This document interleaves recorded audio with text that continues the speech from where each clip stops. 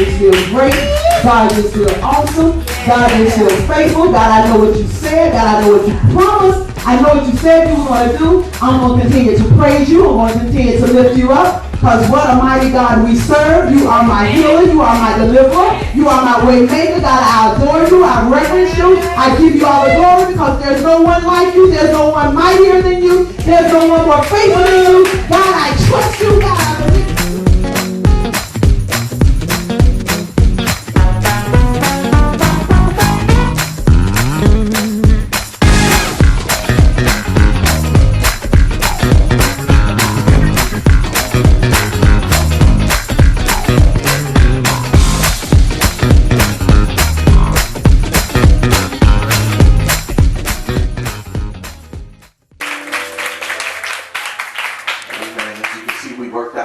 Situation, amen. Amen. God blessed us. We were able to get what we needed, amen. And now we don't have any interference, amen. We don't have to hear the Africans play, and they don't have to hear us pray, amen. Amen. So we don't interrupt their service, they don't interrupt ours. God has worked that thing out. But we kept our old mics because when we move, we don't need to put it. I'm not getting rid of them. You know, I like to loan stuff out. Those ain't going on loan. Ain't nobody going, amen, don't even ask me. Don't even tell nobody to call me and ask me. Pastor, we heard you. No, I know. I don't have any extra. Those are for when we go, amen, you don't buy new furniture for a new house and then loan it out to somebody. Hello, somebody. Save that till you get to the new. Y'all ain't hearing me. Y'all don't like what I'm saying, but I'm already preaching and I got 28 minutes and 50 seconds to wind this thing up. Go with me to the book of John. Go with me to the book of John. Are you in A flat? Amen. Go with me to the book of John. I didn't think you were. Amen.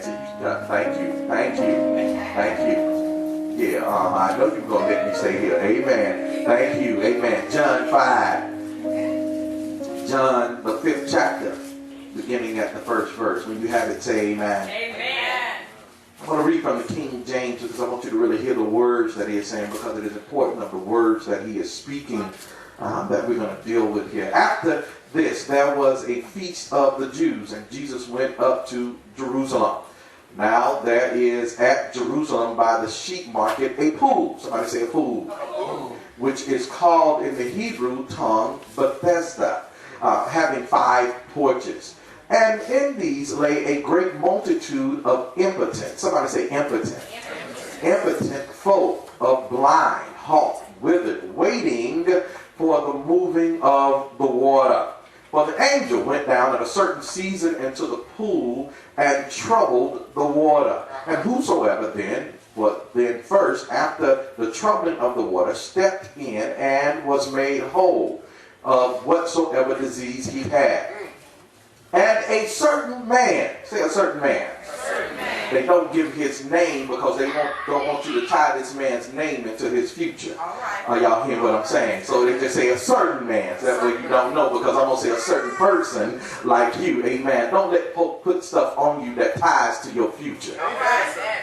That's good. Y'all ain't hearing me. Y'all don't like this. Let me hear. I got 27 minutes and 4 seconds. And a certain man was there which had an infirmity 38 years. And when Jesus saw him lie, he knew that he had been now a long time in that case. He said unto him, wilt thou be made whole? Look at your neighbor and say, do you want to be made whole? And the impotent man answered him, Sir, I have no man. Notice how he did not answer the question. He said, Sir, I have no man when the water is troubled to put me into the pool. But while I am coming, another steppeth down before me. Somebody say, while I am coming. Another steppeth down before me. Jesus said unto him, Rise, take thy bed and walk. And immediately the man was made whole, and took up his bed and walked. And on the same day was the Sabbath. And he said unto him, Wilt thou be made whole? And the impotent man answered him and said, Sir, I have no man when the water is troubled to put me into the pool, but while I am coming, another steppeth down before me. And Jesus said unto him, Rise, take up thy bed and walk. May the Lord add a blessing to the hearers, doers, and procurers of his holy word. I want to talk to you for the next 25 minutes and 34 seconds simply from the subject of the wait is over. Amen. Look at your neighbor and say, neighbor, I know I told you earlier, but there was a lot of noise. I don't know if you heard me, but the wait is over. Look across the room at somebody. Look at your neighbor in the next neighborhood and say, neighbor over there.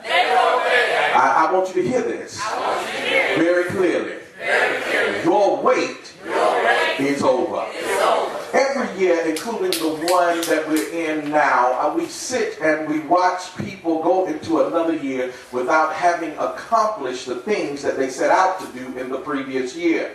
Now, I'm not talking about when you're going through a process to accomplish something, because without a doubt, going through the process takes time. And you never want to negate the process just for progress. You hear what I'm saying? And so going through a process takes time. But what I am speaking to is the point that where people are when they have done absolutely, positively nothing. Y'all trying to figure that out? That's absolutely, positively nothing. Toward doing what they said they were going to do. It's just been a thought. That's all it's been. A thought. It's been a thought in their mind. It hasn't gone anywhere else. There's been no work effort. There has been nothing put into action. There's nothing taken place that would help them to achieve the goal they set out for themselves. And year after year after year after year after year after year after another year, frustration begins to set in. We begin to look at the things that have not been done because we set out with a goal to have it done. And every year we come up and we say it hadn't been done yet, but this is going to be my year. But you said that 2 years ago. You said it 10 years ago. You said 20 years ago. And it's just been a thought. It's been the thing on your to-do list that never got checked. But look at your neighbor and say, the wait is over. And each year we've been disappointed and our frustration grows still stronger until we are resolved like the man in the story, and we simply become quitters and we decide to just be comfortable where we are. We stop trying, we stop striving, we take it off the list altogether. That way we don't have to deal with it, don't have to remind ourselves that it isn't done. We just simply ignore it and we get comfortable right where we are. We stop striving for better and start compensating for less. Somebody should have said, that's good, Pastor. That's good. The man by the pool had been sitting there for 38 years. Some of y'all coming up on 38. You've been sitting for 38 years. And when looking at his situation, two things become evidently true. He has indeed given into his situation. And number two, he has resorted to making the best of where he is now. In other words, he's settled. But I'm not sure about you, but I am determined not to settle for where I am now, but I am going to strive for the next level in my life. I do not believe that God gave me a vision for better just for it to be a vision, but he meant for that thing to come to pass. He meant for my dreams to become a reality. He meant for my vision to become a reality. He meant for me to have the stuff that he has shown me, and I am determined like never before to get there. Yes. I don't know what your determination is, but mine is that I must get to the place that I have seen. I'm not going to be like Martin Luther King. He said, I'm not going to get to the promised land with you. I'd be dogged if that happened. I'm not going to be like Moses. I'm not going to deal with y'all Negroes. I'm sorry. I'm not going to deal with y'all folk for all these years and then I can't get to the promised land. I'm determined that I must get to my promised land. God promised it. Why can't I have it? How are y'all keeping me out of places? Amen. And I'm coming to find out that it ain't y'all. It's been me. Keeping me out of my own. Y'all ain't liking this. But that means I have to come face to face with some facts and some things in my life that are evidently true about who I am and where I am. Now, they can be changed, but I have to begin to admit some stuff to myself and admit some things about my own life. Number one, I have to be honest and admit to you that I'm impotent. Lord, have mercy. I have to admit to myself that I've been waiting on somebody else. Come on. I have to admit those two things if I want to be healed, because you can't be saved unless you're honest. So you're going to have to admit where you are before you can get to where you're going. Y'all ain't hearing me.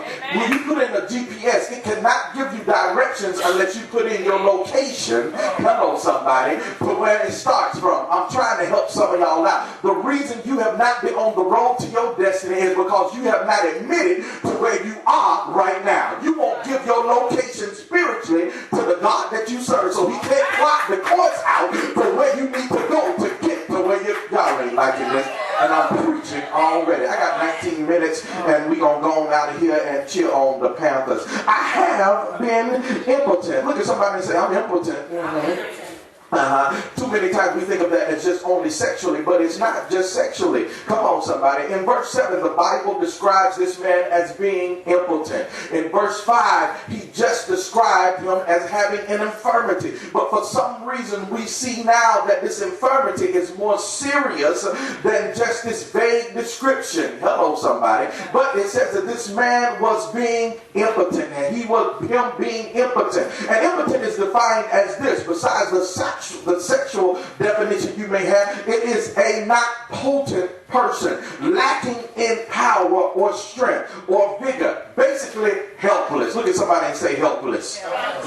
So this man was helpless in the fact that he did not have the strength to move himself from one position that he found himself in on the porch. Even though his miracle was just feet away, he lacked the power and the strength and what it took to get to this healing, which made it now miles away. He could see it, but he could not reach it. You ever been, it's been so close, I can smell it, but I just can't get to it. It's been so close, I can see it, but it just didn't come to pass. It's been so close that I could touch it, but I just couldn't grab hold to it. But he had decided to settle in the place where he was. Is there anyone here that's like me, that's willing to admit that I am in a position now that I am, Lord have mercy, that I have been in for some time with some unfinished business in my life, with some things hanging over my life? It's because I have been impotent, I've been helpless, I've been without strength and without power, and for whatever reason, I just don't have the strength to accomplish the dreams that I know will bless me. In the past, life has taken a toll on me. In the past, every disappointment I've experienced took the wind out of my sails. It seems like everything I set out to do, that I would run into a brick wall in the past. And to be honest, I didn't think I had the power to fight anymore. I had given up the power to fight. I didn't even want to fight anymore. I was sick of putting my energy into something. I know I'm talking to somebody in here. I'm sick of putting my energy into something and coming up short every time in the past. But for some reason, I really believe that my past is behind me. Look over your shoulder and say, it's behind me now. And just like Jesus appeared to that man on that day, I believe he is appearing to us on this day. And he's saying that your weakest hour shall be your finest hour. That your weakest hour, you're about to find what God is saying. You're about to find strength. For the Bible tells me his strength is made perfect in my weakness. And then it tells me that the joy of the Lord is my strength. So I may have been impotent in the past, but today I'm tapping into the strength of the Lord. I shall have victory. I shall have power. I shall be more. I shall come up. I shall be victorious. I shall have what I say. Somebody yell out, but the wait is over. Number two, I've been waiting on somebody. If I'm going to be honest, Samuel, I'm going to have to admit that I've been waiting on somebody. The Bible says that the man, in responding to Jesus' question, says that he has no help with him, no man to help him. So he found himself in this state for a number of reasons. It could be because of his weakness, which made it an impossible task to move forward without help. Or it could be that he had been so much eagerness around him of everybody else, all of the impotent folk that were around him to take advantage of this cure, that instead of helping each other, they began jostling each other, and they made selfish haste, not thinking about their neighbor. You know, it's better together. Sometimes we can help each other overcome our issues. But they didn't realize that. Or it could have been, his issue could have simply been the absence of any personal friend to fight his battle for him and to cast him into the pool of water just at the right time. Or it could have just been that he was a stranger in Jerusalem and he had made no friends. Or it could have been that this man who was, for some other reason, could neither make friends nor retain friends. You know some people like that. The reason they don't have any help is because they don't have nobody. Because they can't keep a good friendship. Hello, somebody. But here's the thing. He makes a statement. Even though we're looking at his situation, he makes a statement that we have to pay attention to. He says, while I am coming, another, etc., etc. Because I want you to hear that part. Why I am coming, which then implies that this man could move. That's good, sir. That's good. For years we've been talking about he was paraplegic, couldn't move, but he says, while I am coming, but he had no help. While I am coming, Lord have mercy, others get there before me. So it means he could move, even though he may have moved slowly. He may not have moved as fast as everybody else, but the point of the thing is that he could move. And we come down to the fact that his self-dependence on others had become comfortable to him on relying on somebody else to move him. When I think about it, I gotta be honest. I don't know. I just feel like being honest. Is that all right if I be honest? When I think about it, I was not only impotent like this man, but to be honest, a lot of my dreams and aspirations have not come to pass because I've been waiting for somebody else to help me.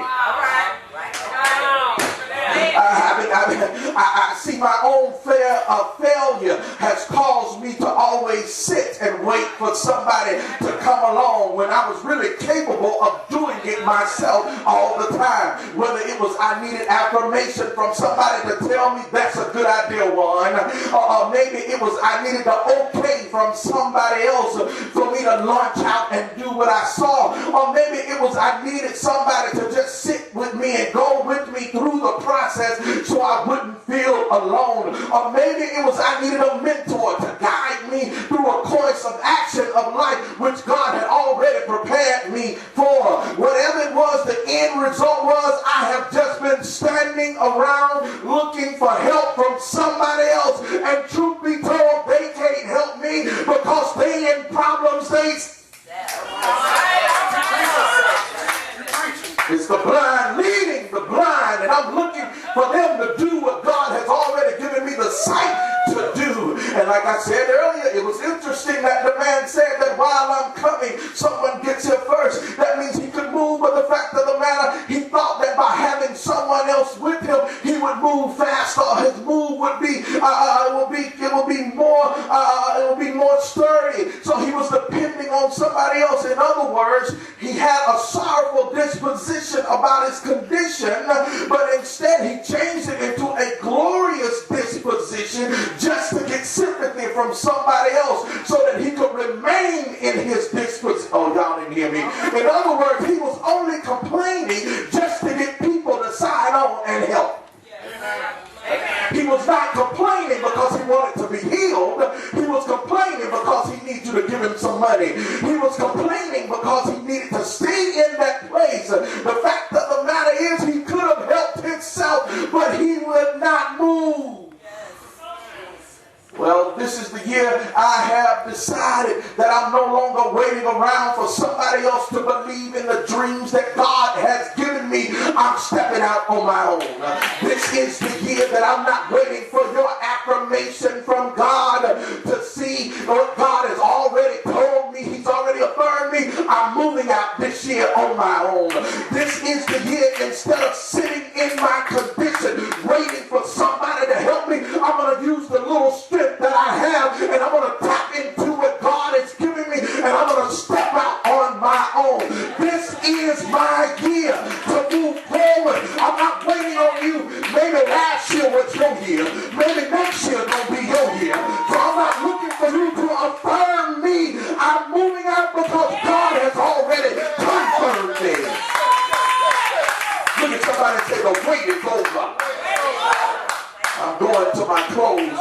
Let me get to the close. I got 10 minutes and 24 seconds to deal with this thing. Let me get back to the text though, because when Jesus asked him the question, wilt thou be healed? He was so consumed with his issue that he never answered the question. Oh, y'all miss that. You know, to ask a person something and they never answered your question, but they got a whole nother, hello somebody. They present you with a whole scenario. All you asked them was, did they need a ride? Come on. And they go down a whole list of other stuff that's going on in their life. I didn't ask you all that. I just need to know when I pass your house, do I need to stop or do I need to keep going? Y'all ain't hearing me. Y'all ain't hearing me. And by the time they get through explaining all that foolishness, I've already passed their house. And then they can't get the ride they needed. Amen. Amen. Okay. I ain't gonna even go there. But some of y'all taking too long to answer God. And by the time you answer, you're gonna be like the 5 foolish virgins who missed out on your blessing because you weren't prepared. Y'all ain't. I believe it's Paul that said, be prepared to give an answer to every man. But Jesus asked him, wilt thou be healed? But he was so consumed in the situation, he didn't even consider the question at hand. All he did was consider his situation more. Why so? I can tell you why. Because let me run down his bio right quick. He had this disease for 38 years. He was afflicted. He was impotent in his limbs. Perhaps his impotence had some connection to his past, and he thought because of his past he could not be healed. He had no strength to enable him to plunge into the bubbling springs as they rose with the healing power because his strength was gone. But he could move, but all of a sudden he had no power. He had no money to hire somebody to take care of him, but because he was impotent and he didn't have anything. But isn't it funny? He sort of sounds like those people downtown that keep asking you for bus fare, and you give them the bus fare that they need, and then you come back in an hour and they still asking for bus fare. And then you confront them and say, hey, I thought I gave you bus fare. They say, oh, preacher, the price went up. Hello, somebody. And you come back tomorrow, they still asking for bus fare. Y'all ain't hearing me. So this man was impotent in that. And maybe his problem was, or this is part of his bio, that the bystanders, whether sick or not, had no mercy or no sympathy for him. Yet he came to the pool every day in hope of a cure, but instead looking for a handout. Amen. That's good. Too many people keep approaching us and they say they want to be healed, delivered, and set free, but really they just want to get prayer and be a scene in front of the church. Y'all ain't hear me.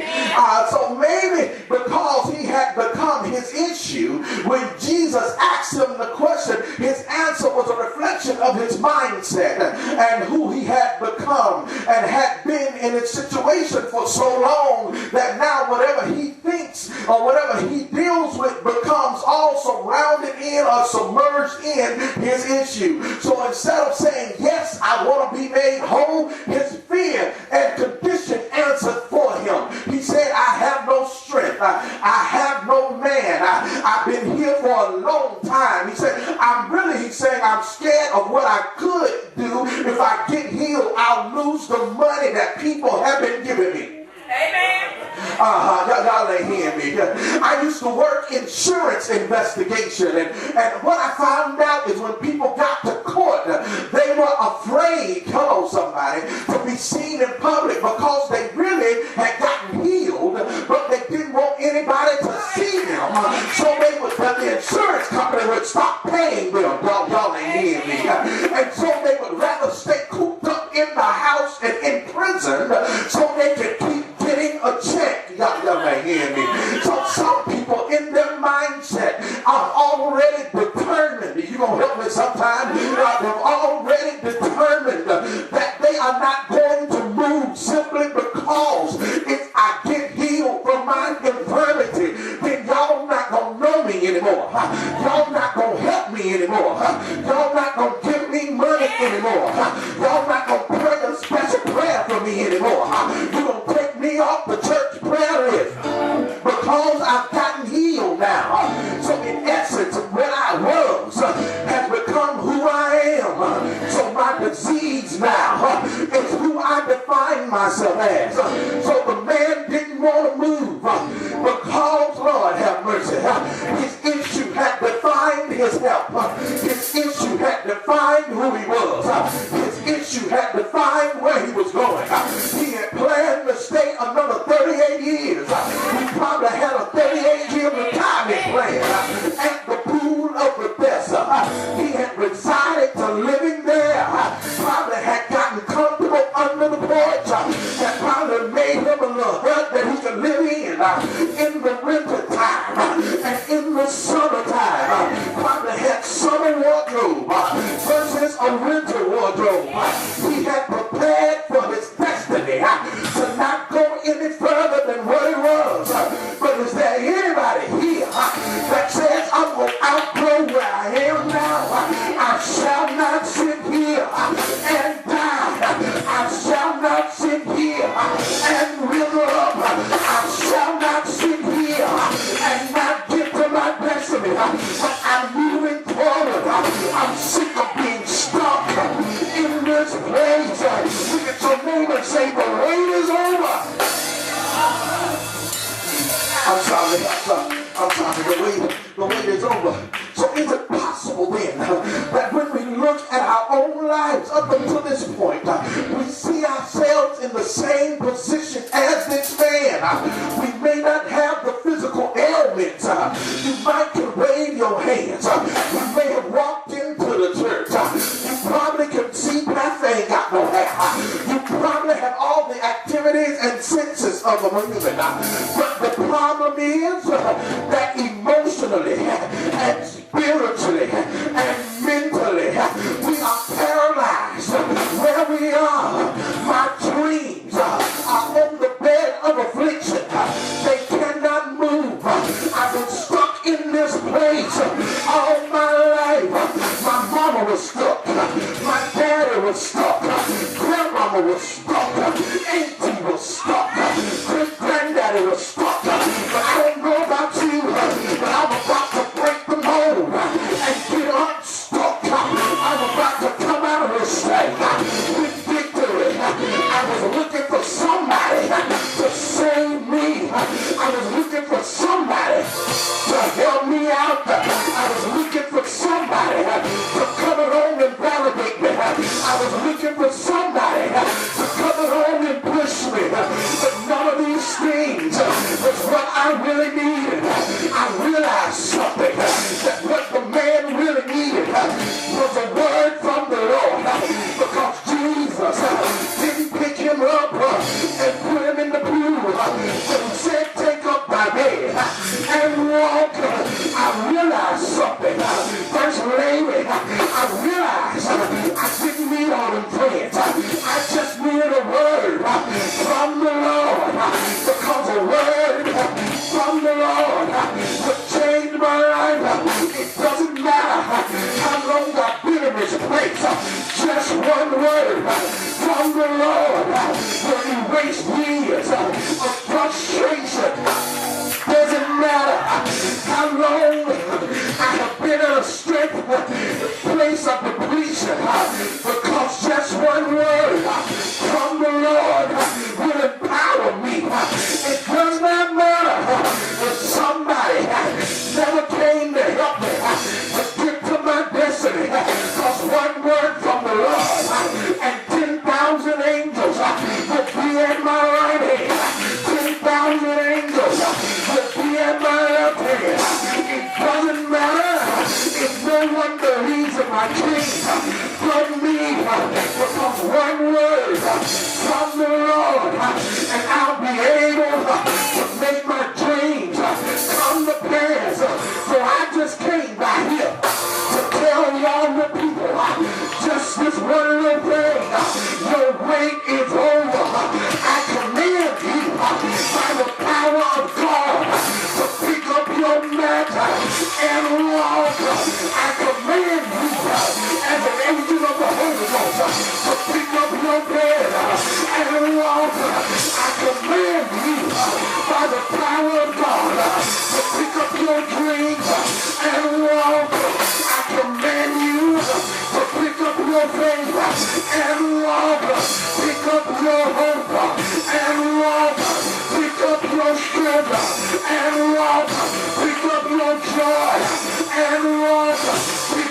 your blessing and walk. Pick up your victory and walk. The wait is over. I got my word. The wait is over.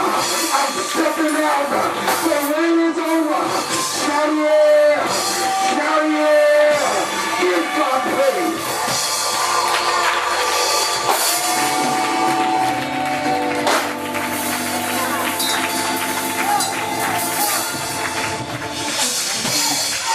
The wait is over.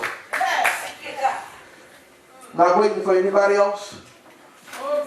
Not waiting for people to join on the bandwagon. Not waiting for y'all to get caught up with division. Our wait is over. We got to work on the Lord. That's all he needed was a word. He's been sitting there 38 years waiting on somebody. There used to be a poem out about somebody is dead. They buried somebody in the church because somebody did everything. You know how we say, well, somebody will do it. Well, they weren't here to clean. Somebody will do it. Somebody did. Stop waiting on somebody's of your life. God has ordained you. All you needed was a word. God has already put it in you. God has already given you what you need. All you needed was a word. You just needed God to pronounce it over your life so that you could accomplish it. Because when God puts something in the atmosphere, it must come to pass. There ain't no doubt about it. It must. When God speaks, it got to happen. Hello. You don't believe me? Go back to Genesis. He said, let there be, and it happened. Hello, somebody. It has to come to pass. Everybody saying it. You don't have to wait. The wait is over. The wait is over. You already got a word from the Lord to go forward. Don't wait anymore. Don't wait for people. Don't wait on people to come along and save you. Don't wait for somebody to get into a place where they can get in and help you. I'm not waiting for anybody else. I believe God and his favor. That before I get there, he'll already have it worked out. Are you hearing what I'm saying? Before you even get ready to sign the paper, God already knows how to work that thing out for you. Before you go apply for the loan, God has already gone and put the right person in the seat to talk to you. You ain't hearing me. Before you even go look at the next house, God has already assigned the house for you. Are you hearing what I'm saying? Before you pray for another anointing, another gift, that God has already set it up in place and it's been building in you. You thought your trials and tribulations were because you did something wrong. No, God said it's because you're getting ready to do something right. Are you hearing what I'm saying? I'm building what God has called me to do. I'm walking into it. I'm not waiting for somebody else. Thank you, God. No longer will I not have the strength that I need and claim that I'm weak. The Bible says, let the weak say I'm strong. You got to declare that thing. You got to declare, I'm strong in this thing. Hello, somebody. I'm not going to declare that I'm weak anymore. I'm not going to look down on myself and say what I can't do. I'm going to say what I can do. Because y'all told me to read the Bible. The Bible said I can do all things through Christ that what? Strengthens me. Even when my strength is gone, all things through him strengthen me. Your wait is over. You ain't got to wait for Jesus to come by the pool today. You ain't got to wait. You ain't got to wait for somebody to carry you to the pool today. Thank you, Lord. You ain't got to wait. That's over. That's over. You can have what you say today. You just got to believe it. Intercessory prayer team is coming. You just got to believe it. Those that I usually call up extra, come on. You just got to believe it. You got to put somebody on the drums. Come on. You just got to believe it. He's going to have to come out punishment today. Amen. I need him. Amen. I have need of him today. Amen. Bless you, Jesus. To go back on punishment as soon as it's over. Amen. Amen. I might whip him after service myself. My pastor used to do that. Amen. Amen. Give him one for me too. That's right. Yes, they did. But that's what we want to do. We want to touch and agree with you today. That is, you don't have to wait. Oh, God. Thank you, Lord. That you don't have to wait anymore. That you don't have to wait. Yeah, come on, you can pray. I said to people I called last week. Amen. Minister. Amen. You ready? You also ready. Amen. Amen. I'm going to talk a little while because I want them mints they just put in their mouth to blow y'all away. Amen. They like to figure out a better way to do that. Amen. Amen. You know, prayer time is coming. Amen. Don't wait till you get up here to put a breath in. Amen. Praise Jesus. Good teacher. Amen. Amen. We got to get this right now. That's right. We move to the next place in this logic. We don't have time to be doing all this. You gonna walk down to the other side of the church passing minutes? We ain't got time for that. Come on, man. We gotta pray. We got people praying. Amen. It's time to get it together. Today is for you. Today is for you. You don't have to wait anymore. That waiting period is over. Our job just did an interesting thing at our job. You know how when you saw the job, they tell you gotta wait 90 days before you get insurance and all. They changed it. Because one man complained, they changed it. So now they came back and said, okay, whenever you come on with us, as soon as you get hired, you already fully insured. You get the holidays and all of that. And I was like, wow, man, you can do that? And it made me think about this message because I was prepared to go. I was like, we don't have to wait. Why is the world coming up with no waiting period, but yet we still got a waiting period in the church? Wow. We got y'all waiting, but you gonna have to wait. You ain't gotta wait, no. You already here. Come on, get it. It can happen today. Amen. Amen. Amen. Amen. Thank you, Jesus. The wait is over. Thank you, Lord. You don't have to wait anymore for what God has promised you. You don't have to wait anymore for where God is taking you. You don't have to wait anymore. It's over. You don't need a plan, an elaborate plan. You don't need a 5-step plan. When I got delivered from alcohol, it took a 6'9", 300, 400-pound dude standing over me, and I got delivered. I ain't have to go to AA. I had to go to 2-step plan, 5-step, 3-step, step to the left, step to the right, and I'm moving on up, moving on back. I ain't have to do none of all that stuff. All that crazy. I got delivered because he scared the hell out of me. All right. Amen. I got sober. I ain't never been sober so quick in my life. Yes. Amen. Amen. That's what it took. Amen. That's all. God knew how to do that. I didn't have to wait. Right. We struggling. We waiting. I'm waiting. God gonna move. He gonna do it eventually. God wanna do some stuff right then. Yes. We the one wanna wait. Wait. Amen. What you say, Mark? We ain't ready. We ain't ready to give it up. So but hold up, God. Hold up. Can you just take a little bit at a time? Amen. Instead of drinking a pint, I drink a fifth. Come on, y'all. Is that a pint? That's a pint, ain't it? Amen. See, I've been out the game so long, I don't even know. That's right. That's a good thing. Y'all say amen. Pass it on. No. Amen. If I do, y'all should be shocked. Huh? You're going to have to wait. You don't have to wait. You don't have to.